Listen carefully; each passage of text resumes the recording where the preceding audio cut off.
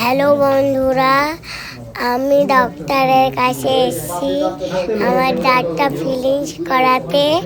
আমার দাঁতে পোকা লেগে গেছিল। আপনারা নিশ্চয়ই চকলেট খাবেন না। আমার চকলেট খেয়ে দাঁতে পোকা লেগে গেছিল। আপনারা ভিডিওটা ভালো করে দেখবেন। আমি দিদার বাড়ি যে আমার মামা আইসক্রিম এনেছিল, চকলেট এনেছিল, অনেক কিছু এনেছিল, আমি খেয়েছিলাম। আপনারা ভিডিওটা দেখবেন। আপনারা আপনাদের বাচ্চারা চকলেট খাওয়াবেন না। আপনারা আমার মতন দাঁতটা আপনাদেরও নষ্ট হয়ে যেতে পারে ছোট বাচ্চার।